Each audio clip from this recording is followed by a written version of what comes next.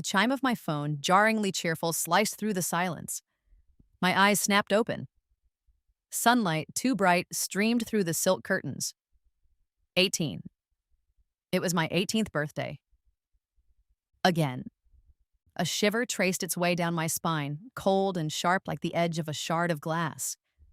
The phantom sensation of unforgiving marble pressing against my cheek returned, vivid and sickening.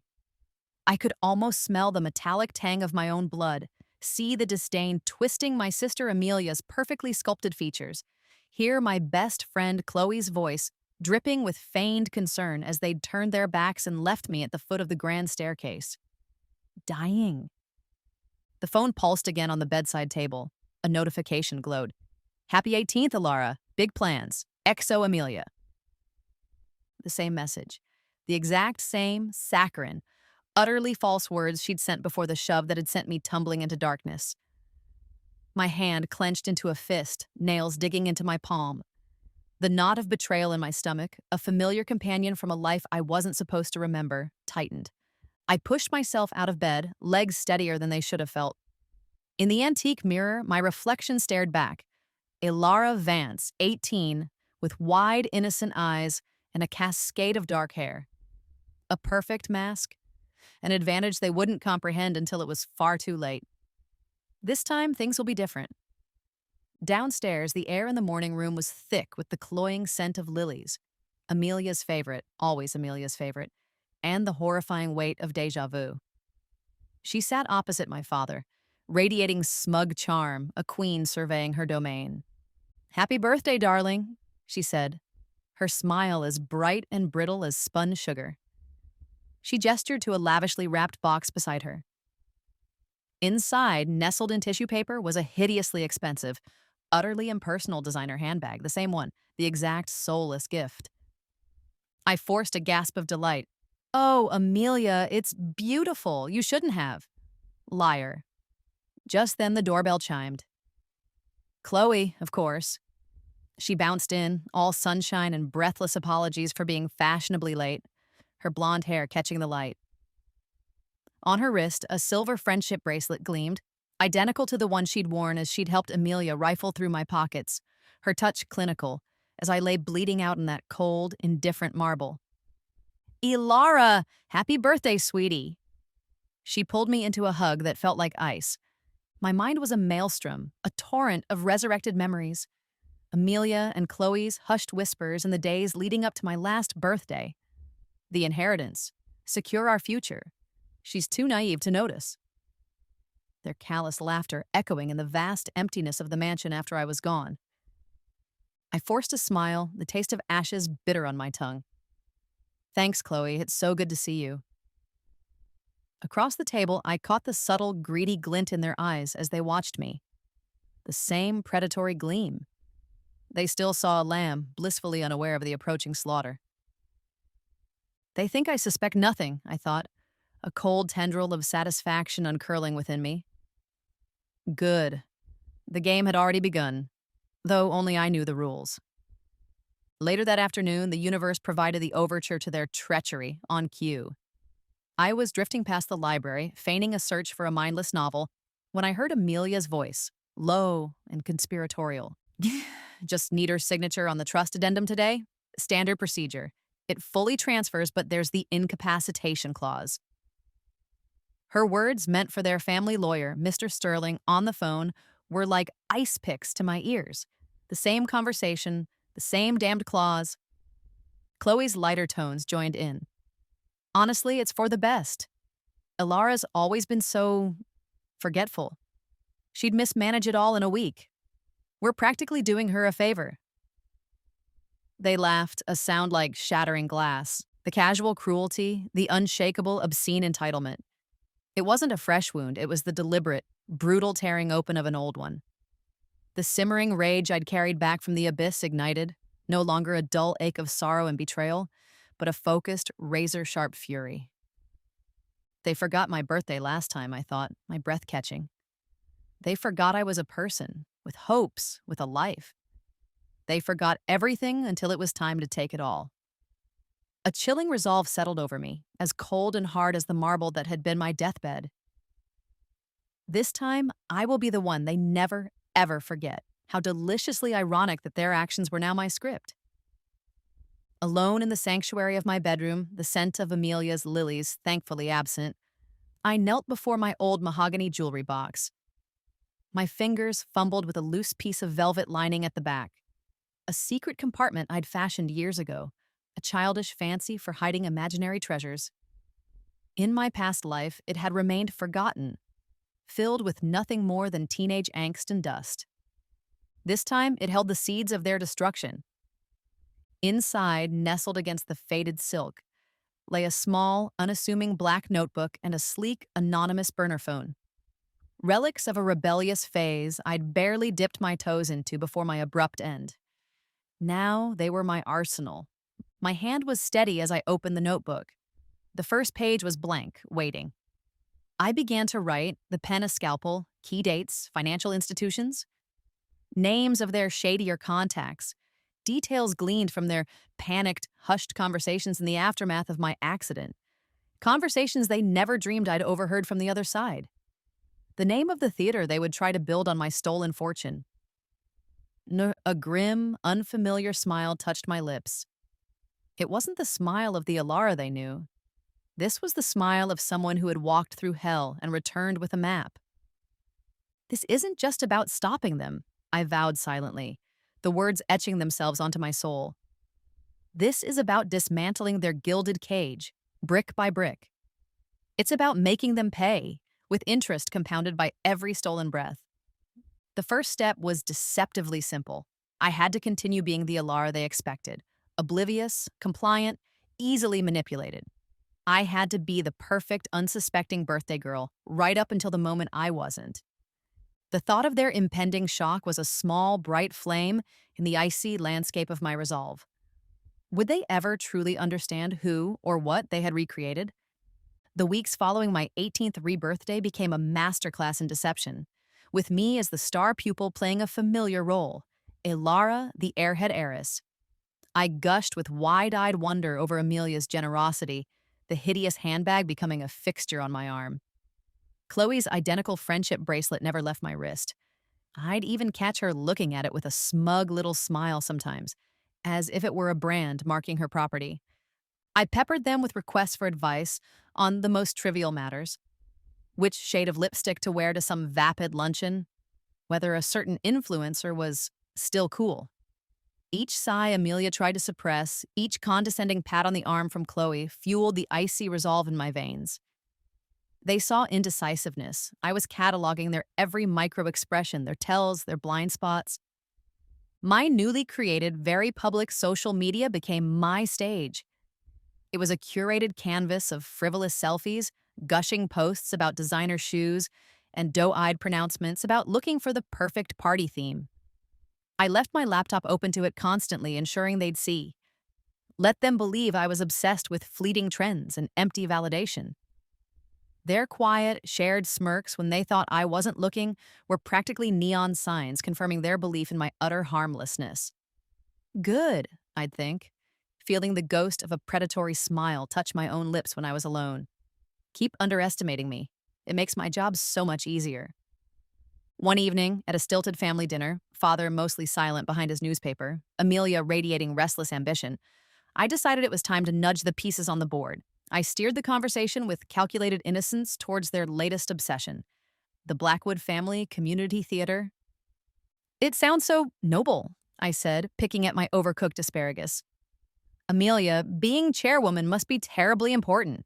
And Chloe, you're a fundraising genius. Amelia preened, launching into a monologue about giving back to the community and the cultural significance of the project. Chloe chimed in with breathless enthusiasm about securing initial pledges. I listened, my expression one of rapt admiration while my mind raced, fitting their current boasts into the framework of my past life knowledge. This theater wasn't about art. It was their first major joint venture into large-scale embezzlement, a sophisticated front for laundering the money they fully intended to steal from me. I absorbed every detail, the names of contractors I vaguely remembered being problematic, the rushed permits they were so proud of fast-tracking, their palpable desperation for a significant anonymous donation to really get things off the ground. The blueprint of their greed was laid bare before me, identical to the one that had paved my way to an early grave.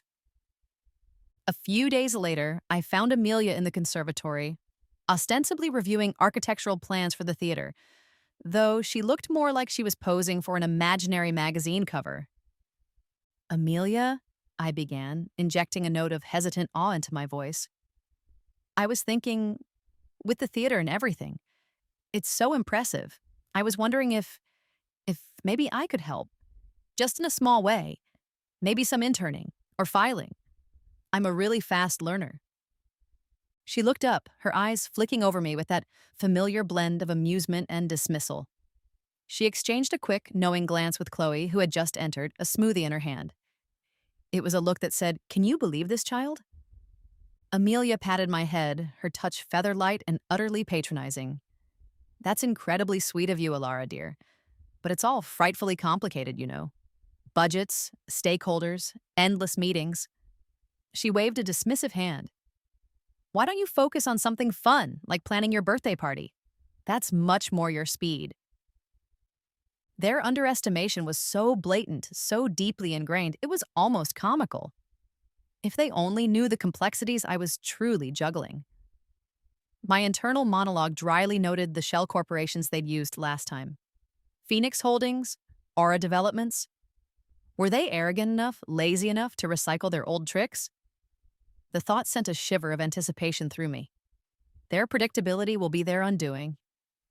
That night, the burner phone felt cool and smooth in my hand. Using an encrypted email address I'd set up, untraceable, anonymous, I composed a message. My target? Marcus Thorne, an independent financial journalist whose byline I remembered vividly from my past life. He had a reputation for being a bloodhound, tenacious and utterly unafraid of ruffling the feathers of the city's elite. The tip was deliberately vague, a breadcrumb rather than a feast. It might be worth investigating the opaque funding and suspiciously rushed permits surrounding the new Blackwood Family Community Theater. Prominent socialites Amelia Vance and Chloe Davies are at the helm. Certain early invoices, particularly one for consultation services from an unknown offshore entity, seem unusually large for a fledgling charity, just a concerned citizen. I'd overheard them chuckling about that specific invoice in my past life, a blatant kickback disguised as a legitimate expense. It was a small detail, but true. I pressed send, a cold smile playing on my lips. Let him start sniffing around. The smallest crack, a tiny seed of doubt, can be enough to shatter the most glittering facade. Even if it led nowhere immediately, it would plant a flag, a whisper of unease. The very next week, as if summoned by my silent machinations, Chloe cornered me by the pool, her face a mask of carefully constructed concern. "Alara, sweetie," she began, settling onto the lounger beside me, her voice hushed and confidential. "I'm so worried about Amelia. She's under incredible stress with this theater. The pressure is immense, and you know how she gets." I feigned wide-eyed sympathy. "Oh, no! Is there anything I can do?" Chloe leaned closer, her eyes flicking towards my untouched glass of lemonade, then back to my face. "Well, it's just, with your trust fund maturing, have you thought about your financial future? Investments, perhaps? Amelia was saying how important it is to make your money work for you." It was a pitch-perfect echo of her manipulative tactics from before. The subtle, friendly probing designed to gauge my ignorance and assess my assets. The bait was laid. I bit back a smirk, instead allowing a look of utter cluelessness to wash over my features. "Investments? Oh, goodness, Chloe, that sounds so adult. I wouldn't even know where to begin. Numbers just go right over my head." I paused as if a brilliant idea had just struck me. Maybe Amelia could help guide me. Once all this theater stress is over, of course. She's so clever with money. The predatory glint in Chloe's eyes was unmistakable. A spark of triumph she quickly veiled with another sympathetic smile. "That's a wonderful idea, Alara. I'm sure she'd be happy to help you make the right decisions." Hook, line, and sinker, I thought, the internal words laced with icy satisfaction. They still saw me as their pliable, clueless little sister, their future piggy bank, ripe for the plundering. They had no idea the game had changed or that the mouse was now baiting the trap. Their arrogance was my greatest ally, and their downfall was already in motion. The question was, would the journalists take the bait as easily as they did? The days leading up to my official 18th birthday party, an extravagant affair Amelia and Chloe were meticulously planning, but which I knew was merely a stage for them to solicit donations for their fraudulent theater project, were thick with an almost unbearable tension. True to form, they staged a small pre-birthday family dinner. It was a rushed, dismissive event, held in the lesser dining room, the scent of reheated catering clinging to the air. My presence felt like an inconvenient footnote in their grander schemes. After the lukewarm salmon and stilted conversation, Amelia, with a breezy wave of her hand, produced a sheaf of papers bound in a leather folio. "Just some tedious trust fund formalities, Alara darling," she said, her smile not quite reaching her eyes. "Mr. Sterling said it's best to get these signed before the party madness." Chloe leaned forward, her expression a carefully crafted blend of sisterly concern and worldly wisdom. "It's just to help you manage things, sweetie, so you don't get overwhelmed with all the money." She gave a little laugh, as if the idea of me handling my own inheritance was patently absurd. My blood ran cold. I recognized the top page, the specific font, the dense legal jargon. It was the document, the one that in my past life had insidiously granted them power of attorney over a significant portion of my assets if I didn't actively and knowledgeably manage them within 90 days. 90 days they had ensured I wouldn't live to see, the audacity of them presenting it again so calmly, so assuredly. My heart hammered, a trapped bird against my ribs, but I kept my face a mask of youthful bewilderment. I picked up the papers, feigning confusion as I scanned the impenetrable clauses. "Oh, wow. This looks really complicated." I asked a few deliberately naive questions about interest rates and holding companies, questions I already knew the misleading answers to. Amelia answered with patronizing simplicity, a hint of impatience flickering in her eyes as she glanced at her diamond watch. Chloe's smile remained fixed, overly encouraging, like a shark offering a reassuring grin.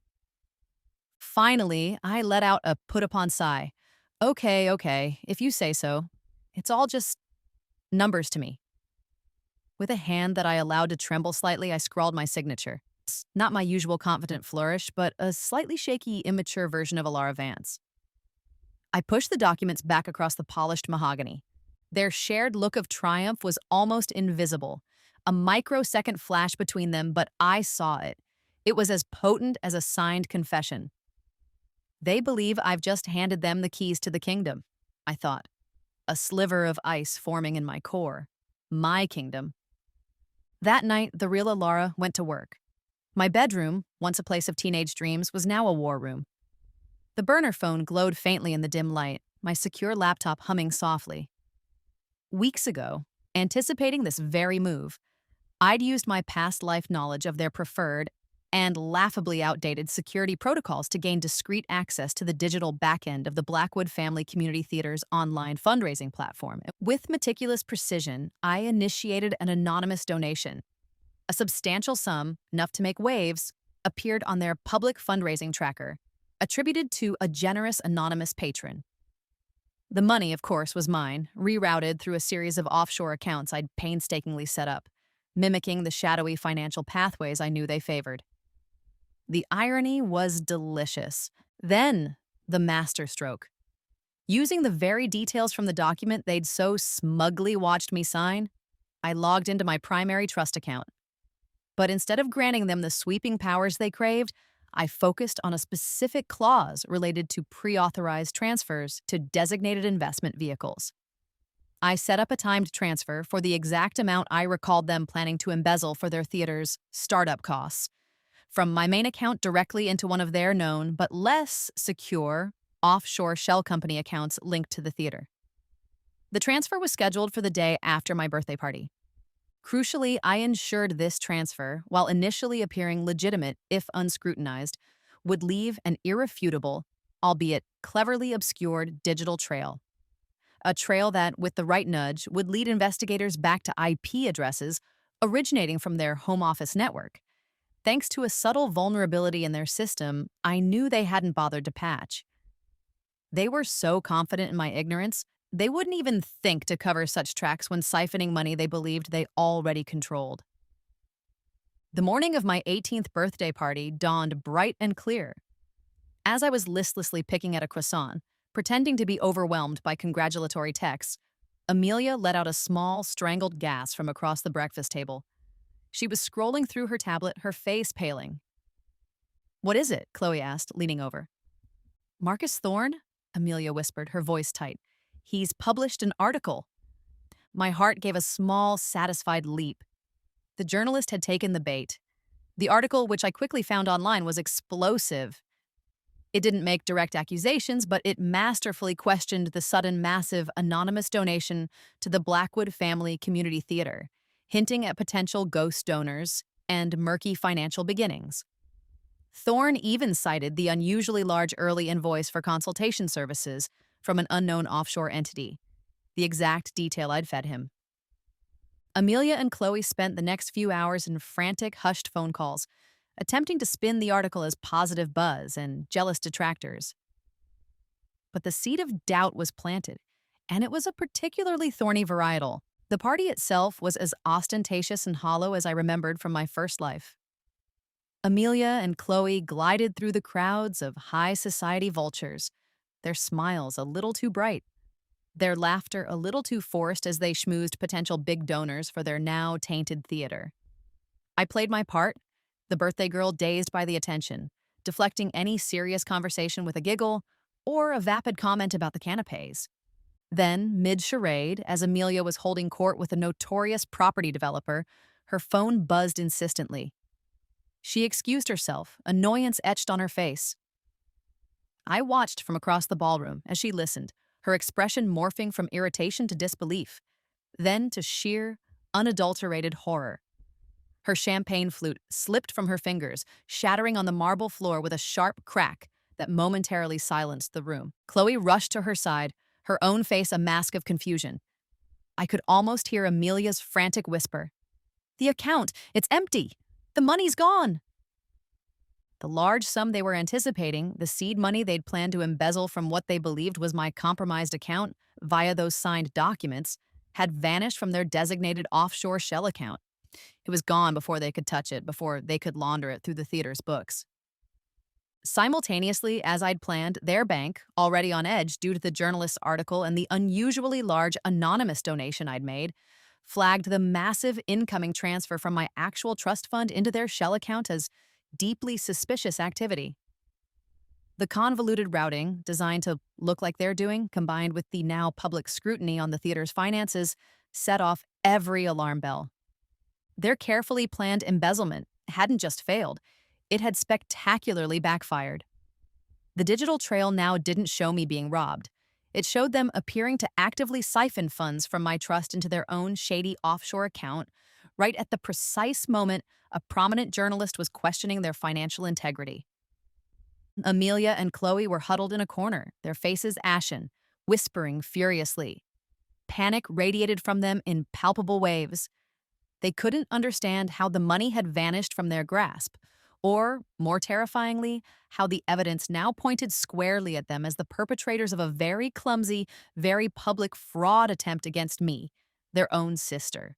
I saw Chloe frantically tapping at her phone, no doubt trying to access my main accounts, to enact the power of attorney they thought they possessed.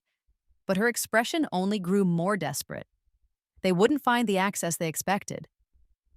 The fine print of the document I'd signed, fine print that my new, very discreet lawyer, unknown to them, had subtly helped me amend before that fateful family dinner, stipulated a 7-day verification period requiring my in-person confirmation at the bank for any significant delegation of power or unusual transfers. A detail they, in their arrogance and haste, had completely overlooked. They were trapped. Their first major plan and their cornerstone for securing my inheritance and funding their illicit ventures was not just in ruins. It was a ticking time bomb threatening to expose them. They both looked up, their gazes finding me across the glittering, oblivious crowd. I offered them a small, innocent smile, raising my glass in a silent, mocking toast as I chatted animatedly with an elderly duchess about her prize winning roses, the doubt, the dawning fear, the utter confusion in their eyes. It was the first truly sweet taste of justice I'd had in 2 lifetimes. And it was intoxicating. The game wasn't just beginning, the first round was decisively mine. The question now was, how would they react when they realized the mouse had fangs? The fallout from my disastrous birthday party was immediate and delicious. Amelia and Chloe were scrambling, their carefully constructed world tilting precariously.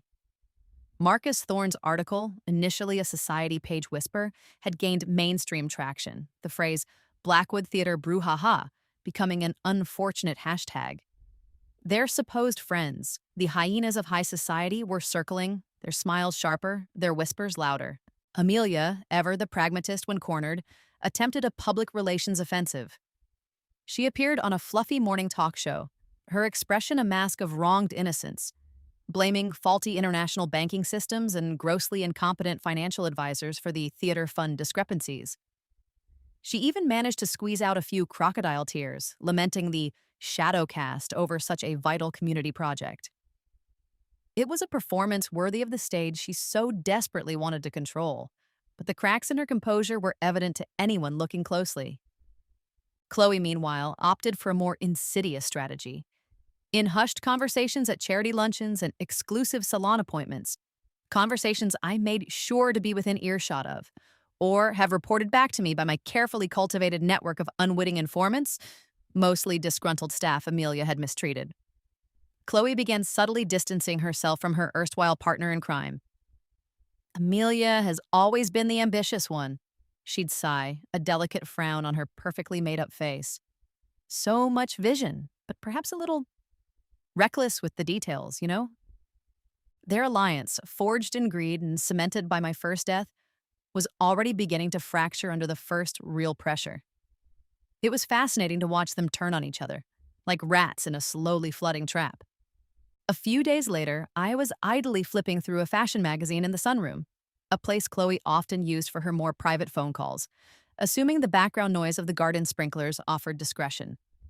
Her voice, usually so bright and effervescent, was a low, urgent murmur. I strained my ears, the magazine forgotten. No, absolutely discreet. He comes highly recommended for sensitive document alterations. The usual place, the little cafe near the old print district? Thursday, 3 p.m. It's imperative no one knows. My blood turned to ice, then to fire. The forger. In my past life, after my accident, they'd used a shadowy figure named Silas Croft to create fake alibis, backdated documents, anything to erase their culpability. Chloe was already seeking to cover their tracks, to rewrite the narrative of their current financial mess, or perhaps even prepare for more drastic measures. Her desperation was making her predictable. A cold, precise plan bloomed in my mind. Thursday, 3 p.m. That morning, I rose early. Using my burner phone and another anonymous encrypted email, I sent a carefully worded tip to a police detective I knew from my past life research. Detective Miller, a man with a reputation for integrity and a particular dislike for white-collar criminals who thought themselves above the law, the tip was concise. Major exchange of forged financial documents and potentially laundered cash scheduled for today, 3 p.m., the Daily Grind Cafe, Print District. Known forger Silas Croft involved, high-profile clientele expected. Look for a flustered blonde woman arriving late. Then, under the guise of taking out the recycling bins, I made a small, almost undetectable puncture in the sidewall of Chloe's expensive sports car tire. A slow leak, just enough to cause a significant delay and ensure she wouldn't be able to discreetly drive herself. She'd be forced to take a taxi, arriving late, flustered, and drawing exactly the kind of attention the police tip had primed them for. At 3:15 on Thursday, my own phone buzzed with a news alert from a local gossip blogger I followed purely for reconnaissance. Shocking scenes in Print District. Socialite Chloe Davies detained by police during apparent sting operation targeting notorious forgery ring. Details emerging. I allowed myself a small, satisfied smile. Chloe, arriving late and visibly agitated after a frantic taxi ride, would have walked straight into a low-key police surveillance operation already focused on Silas Croft. Her panicked attempt to flee when she saw officers questioning him would have sealed her fate. Amelia, I knew, would be incandescent with fury. Realizing Chloe's panicked, clumsy attempt at damage control had just doused their smoldering reputation in gasoline, their bond, already strained, would surely snap. While Amelia and Chloe's world imploded, I cultivated an image of serene innocence. I spent my afternoons volunteering at a local animal shelter, cuddling kittens and walking abandoned dogs, ensuring my carefully curated social media feed featured pictures of me looking cherubic and compassionate. The contrast between my public persona and the cold, calculating strategist I had become was a chasm only I could perceive. Internally, the satisfaction was immense, a potent balm on old wounds. Yet beneath it, a flicker of weariness had begun to stir. The constant vigilance, the intricate dance of deception, the weight of my memories, it was exhausting. There were moments, late at night, when the sheer isolation of my knowledge felt like a suffocating blanket. But then I'd remember the cold marble, Amelia's sneer, Chloe's betrayal, and the weariness would recede, replaced by that now familiar icy resolve. This was a marathon, not a sprint. It was time to access another resource I'd been quietly cultivating in this new life. Under the pseudonym Justitia, I was a respected, if enigmatic, contributor to a niche online forum called The Ledger, a digital gathering place for amateur sleuths, financial analysts, and whistleblowers dedicated to exposing corporate fraud. My past life knowledge, combined with my sharp intellect, had allowed me to share several insightful yet untraceable analyses of public financial records, earning me a small but fiercely loyal following. With Amelia's theater project now under a cloud of suspicion, and Chloe's arrest making headlines, I logged into the Ledger. I leaked a few more damning, publicly available but deeply buried financial details about the theater's parent company. A company directly linked to Amelia's name with a convoluted ownership structure designed to obscure profits. These weren't accusations, merely facts and figures laid bare with a few leading questions. I knew my followers. They would dissect it, amplify it, and connect the dots in ways that would create fresh nightmares for Amelia. Let the digital hounds have their hunt. Amelia, predictably, began to unravel. The whispers in society circles grew louder. No longer just about financial impropriety, but about outright criminality. She became a recluse in our vast, silent mansion, her temper flaring at the slightest provocation. She accused loyal family staff, retainers who had served us for decades, of spying on her, of leaking stories to the press. Her carefully maintained facade was crumbling, revealing the paranoid, grasping woman beneath. In her desperation, she made a direct attempt to access my trust fund details, bypassing her usual channels, and contacting the bank's private wealth division herself. She was met with polite, implacable resistance from my new lawyer, Mr. Harrison, a quiet, meticulous man I'd hired precisely for his discretion and bulldog tenacity. He cited my explicit and legally binding instructions to ensure the utmost privacy and security regarding my financial affairs, particularly from any family members, until I reached the age of 21 or gave direct, in-person, notarized consent. Amelia was furious, trapped in a gilded cage of her own making. She didn't know who to trust, where the attacks were originating from, or how her meticulously planned future was turning to ash. The one person she never suspected, the one person she'd always dismissed as a harmless fool, was me. The empire they had planned to build upon my stolen future, the glittering edifice of their greed, was beginning to tremble from the inside out, I thought, observing her frantic pacing from the shadows of the hallway. And their fear, their mounting, helpless terror, was a symphony only I could truly appreciate. The stage was being set for a grander revelation, and I was patiently waiting for my cue. Amelia's reputation was a shredded designer gown, Chloe was out on bail but a social pariah, and their grand Blackwood Family Community Theater project was gasping its last breaths. The nearly completed venue stood as a monument to their spectacular failure and mounting accusations of fraud, its gleaming new facade already tarnished. It was the perfect moment for my grand gesture, With an air of wide-eyed, innocent benevolence that I had perfected over weeks of practice, I made an announcement. I addressed a small gathering of carefully selected local arts columnists and one rather surprised-looking national news reporter I'd invited for tea and a chat about my 18th birthday reflections. It breaks my heart to see such a beautiful space, meant to enrich our community, falter, I declared, my voice trembling with just the right amount of earnest emotion. The arts are so vital. So, as a way to truly celebrate my coming of age and to give back something meaningful, I've decided to host a major charity gala, a night of hope and resurgence. A polite ripple of applause, then the crucial detail. And the venue, I continued beaming, will be the Blackwood Family Community Theater. I've made a significant personal investment to secure it for the evening and cover all costs, to help it get back on its feet. I even managed a little blush. They forgot my birthday on purpose in every way that mattered. Now, I'd host the gala that would mark their end in the very theater they lusted after. Amelia, when she heard the news, which spread like wildfire fanned by my carefully placed PR, was caught. Refusing my generous offer would look churlish and suspicious. Accepting it, however reluctantly, offered her a sliver of hope, a chance to piggyback on my apparent goodwill and salvage some shred of her reputation. She agreed, a strained smile plastered on her face, likely assuming she could still wrestle some control over the guest list, the narrative. Chloe, still radioactive, wasn't invited to the planning committee, but her attendance was, of course, expected. A command performance. The night of the gala arrived, crisp and cool. I watched from a darkened alcove as Amelia and Chloe swept into the theater's grand lobby. Amelia was dressed in regal crimson, her chin held high, a desperate attempt to project power.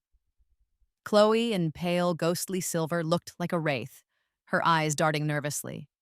They paused, their confident strides faltering. The vast, newly carpeted main hall, designed to hold hundreds, was almost entirely empty. No glittering throngs of their high society peers. No fawning admirers. No potential donors ripe for the picking. Instead, dotted around the cavernous space like solitary chess pieces on a vast board, were a handful of individuals. Marcus Thorne, the journalist who'd broken the first story, notepad in hand, his expression one of keen anticipation. Two stern-faced individuals I recognized as fraud investigators I'd anonymously tipped off with a fresh, far more concrete dossier of evidence.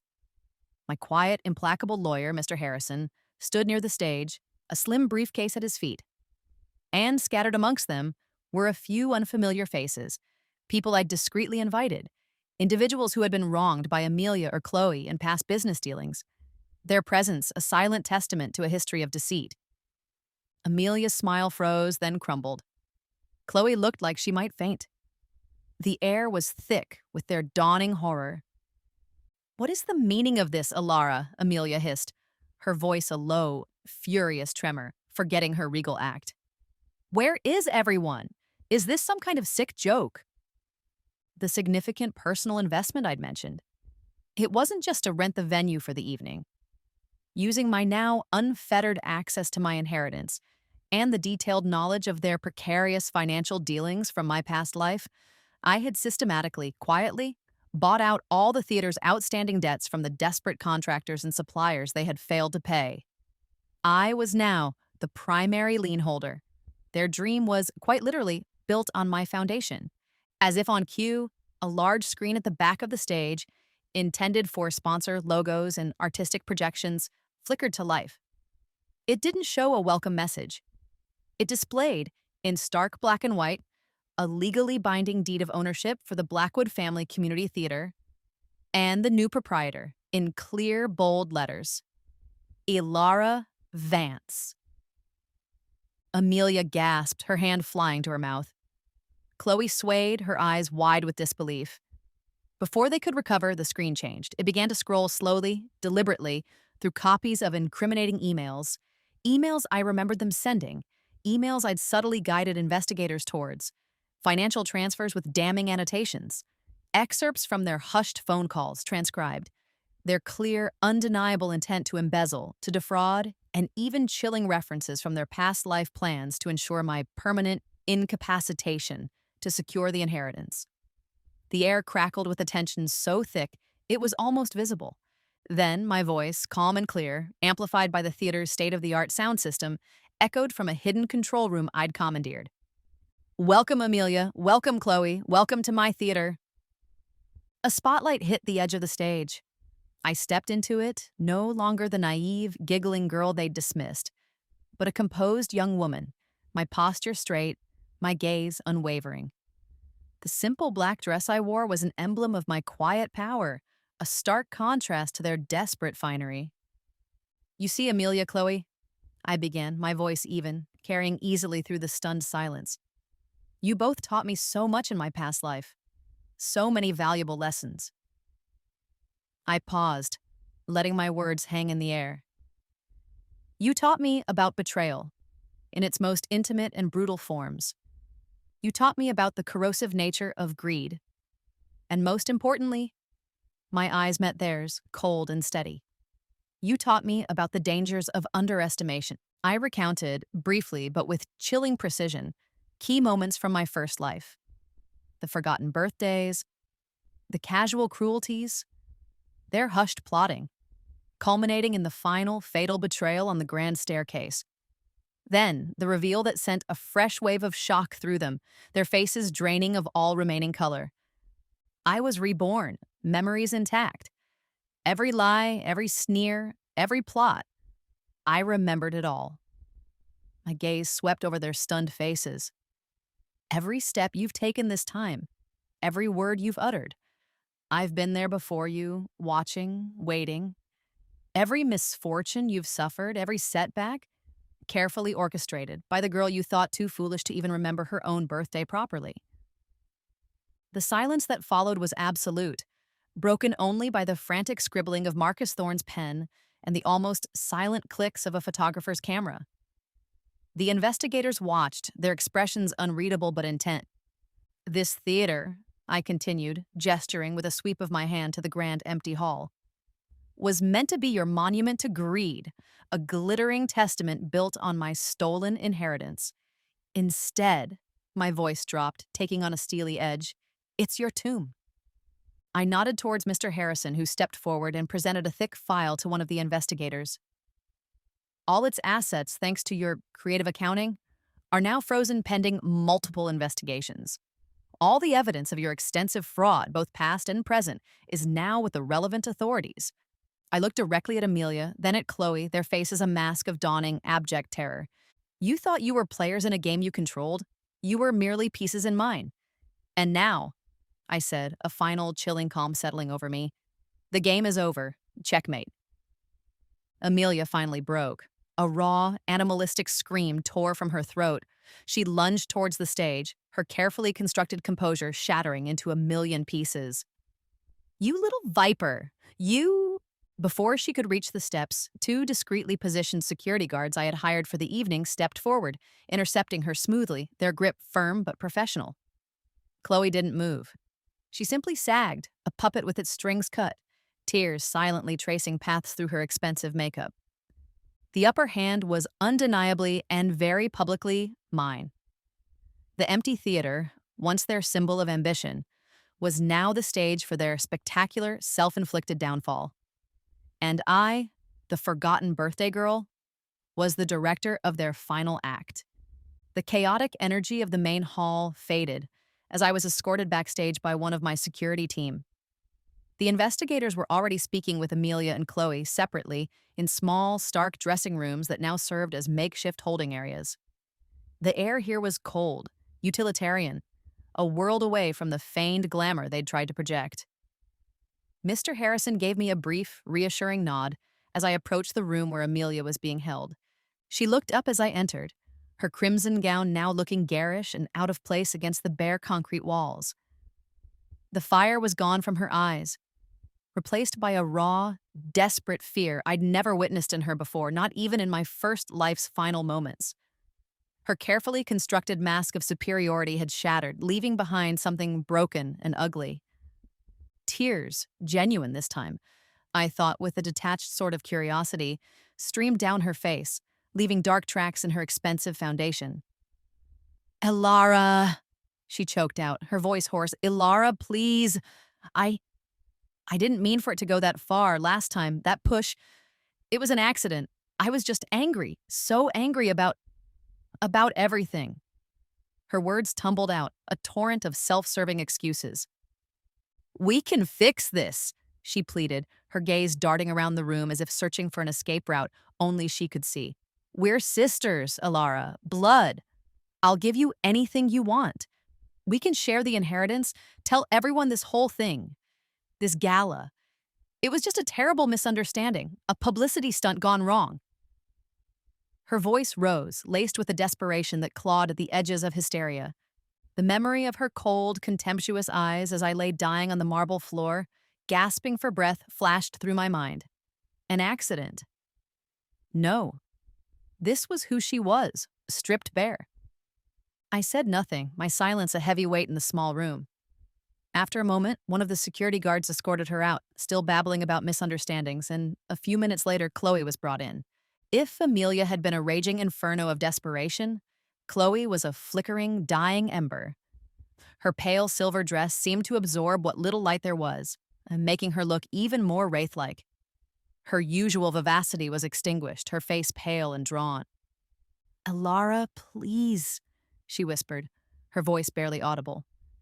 She wrung her hands, the friendship bracelet, my friendship bracelet, the one that had been a symbol of her ultimate betrayal, glinting mockingly under the harsh fluorescent light. You have to believe me. Amelia, she manipulated me. I was scared of her, scared of losing everything if I didn't go along. Her eyes, usually so bright with cunning, were wide and pleading. I never wanted you hurt, Alara, not really.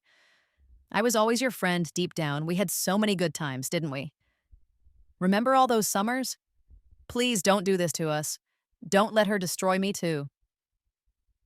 She even attempted a watery, tremulous smile, the same manipulative charm she had always wielded like a finely honed weapon. I remembered those summers. I also remembered her hand in my pocket, searching for my keys, her complete lack of hesitation as my life ebbed away. Her friendship had always been a transaction, a means to an end. I let the silence stretch for a moment, watching them both squirm under the weight of their own desperate words. Then I finally spoke, my voice quiet, devoid of the burning rage I once felt, replaced by a profound, chilling calm that seemed to surprise even myself. Amelia, I began, my gaze locking onto hers when she was brought back in to hear my final word to them both, flanked by the impassive investigators. You planned my death for money. You stood by and watched me die. There are no accidents in that kind of cold calculation. There is no fixing what you did, what you are. I turned my attention to Chloe, who flinched as if struck. And you, Chloe? Your friendship was a meticulously crafted illusion, a weapon you wielded for your own gain. Your good times were built on a foundation of lies and manipulation, all leading to that moment on the stairs. I took a slow breath, the air in the stark room feeling heavy, charged. You both ask me to think of you, to consider your plight. But tell me, in all those moments you plotted and schemed, in all those seconds you watched me suffer, did either of you ever truly think of me?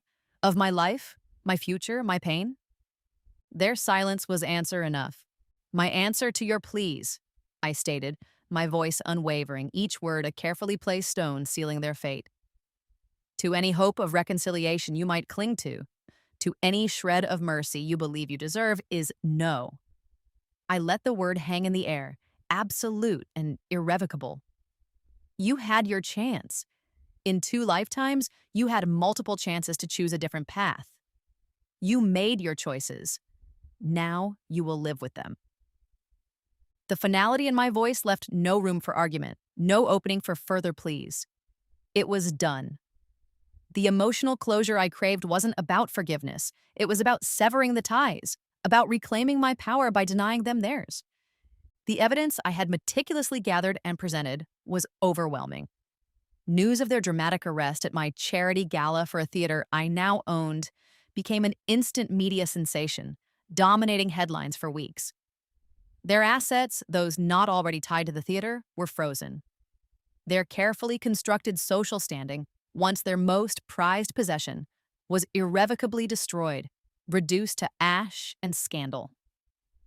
Amelia was formally charged with conspiracy to commit fraud, multiple counts of embezzlement, and, thanks to the new evidence I had helped unearth that corroborated patterns from their past life actions, financial trails they had foolishly, arrogantly repeated, a charge of premeditated attempted murder.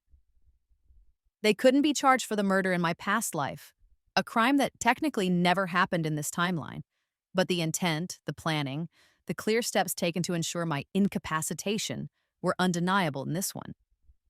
Chloe faced similar fraud and conspiracy charges, along with a damning charge of obstruction of justice stemming from her ill-fated attempt to employ Silas Croft, the forger. Their legal battles were mercifully swift. Their guilt, plastered across newspapers and dissected on news programs, was undeniable. The glittering empire they had sought to build on my grave was nothing more than a cautionary tale, whispered in shocked society circles. The once empty theater, now legally and unequivocally mine, became my canvas for a different kind of future.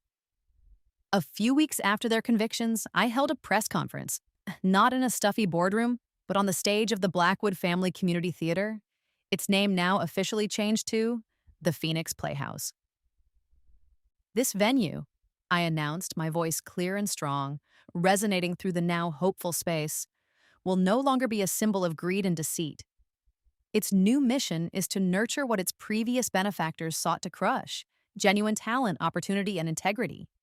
I outlined its new purpose: a foundation to support young, underprivileged artists with scholarships and mentorship programs, and a center for financial literacy education for young women designed to empower them against the very kind of manipulation I had endured.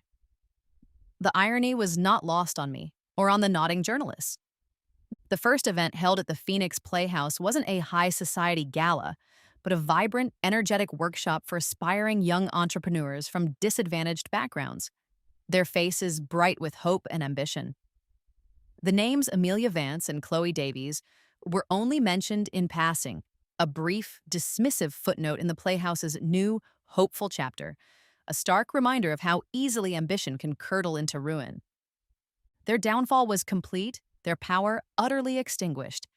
Their pleas for leniency, I heard later, had been met with the cold, hard dispassion of a justice system that had finally seen them for who they truly were. The scales, at long last, were balanced. Months later, the calendar turned to my 19th birthday. There was no opulent, hollow party at the family mansion, a place I hadn't set foot in since the day the authorities had sealed it, pending further investigation into years of my father's own murky finances. A can of worms my actions had inadvertently helped pry open. This year, my celebration was in a small, sunlit studio apartment I'd chosen myself, its large windows overlooking a vibrant city park noisy with the laughter of children and the barking of happy dogs. With me were three people: Maya, a fiercely talented sculptor I'd met through the Phoenix Playhouse, whose hands were perpetually smudged with clay and whose laughter was infectious; Mr. Henderson, a retired history professor with twinkling eyes who volunteered as a mentor at the foundation and told the most wonderfully terrible puns; and Liam, a quiet musician whose haunting melodies often filled the Playhouse's smaller recital hall. We were crowded around a worn wooden table, eating greasy, delicious pizza straight from the cardboard box, arguing good-naturedly about the merits of pineapple as a topping. The simplicity of it, the genuine warmth and easy camaraderie, was a balm to my soul. It was a universe away from the gilded cages and cold, calculated relationships of my past. The scars of Amelia and Chloe's betrayals were still there, of course, faint silvered lines etched onto the landscape of my memory, but they no longer ached with a constant burning throb. They no longer dictated the rhythm of my pulse. They were a part of my story, not its entirety. Later that evening, as Maya and I were clearing away the pizza boxes, a brief news alert flickered onto Liam's tablet left on the small coffee table. Vance and Davies' appeals denied. Disgraced socialites to serve full sentences. A grainy, unflattering photo of Amelia and Chloe, looking years older and utterly defeated, flashed briefly before Liam swiped it away. I felt a distant, detached sense of closure. Not triumph, not the sharp, vindictive glee I might have once craved, and certainly no lingering, corrosive hatred. They were simply irrelevant now, like faded characters from a disturbing story I'd read long ago.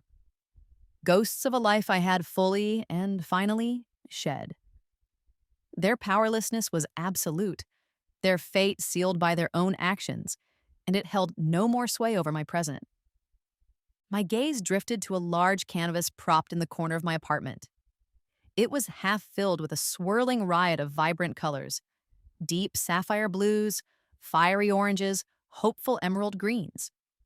It was abstract, chaotic, yet somehow harmonious, a stark contrast to the dark, intricate, meticulously planned webs of my revenge. That Alara, the cold, calculating avenger, had served her purpose. Now, a different Alara was emerging, one who found solace and expression in creation rather than destruction. The Phoenix Playhouse was thriving. The foundation I'd established in the shell of their ambition was already making a tangible difference, its workshops buzzing with energy, its scholarship recipients beginning to find their voices, their confidence. I wasn't just Ilara Vance, the reborn heiress who had exacted her justice. I was becoming Ilara, the artist, the mentor, the survivor who was painstakingly, joyfully building a new life from the ashes of two. My internal monologue, once a relentless loop of past horrors, strategic calculations, and simmering rage, had found a new, quieter rhythm. There was a quiet strength now, a hard-won peace that settled deep in my bones. I'd learned that true power wasn't about controlling others, about pulling their strings or orchestrating their downfall. True power, I realized, lay in mastering oneself, in choosing one's own path, in shaping one's own destiny with integrity and courage. The isolation of my unique knowledge, the burden of carrying the memories of a life stolen, had been a heavy weight. But it had also forged within me an unshakable resilience, a clarity of purpose I might never have otherwise found. I no longer felt the need to hide my intelligence, to dim my own light to make others comfortable. I could simply be. As the evening drew to a close and my friends departed with warm hugs and promises of future collaborations, I stepped out onto my small balcony. The city spread out before me, a tapestry of twinkling lights and distant murmuring sounds. The setting sun had painted the sky in breathtaking hues of soft rose and deep violet. I took a deep breath of the crisp, cool evening air, letting it fill my lungs, a cleansing tide. The future wasn't a pre-written script I was condemned to relive or react to. It was an open canvas, vast and full of possibility. For the first time across 2 lifetimes, I felt truly, unequivocally free. The weight of the past, the ghosts of betrayal, had finally lifted, replaced by a quiet, steady, and profoundly hopeful anticipation for the days yet to come. This life, I thought, a gentle smile touching my lips as I gazed out at the awakening stars, this beautiful, messy, imperfect life, is mine.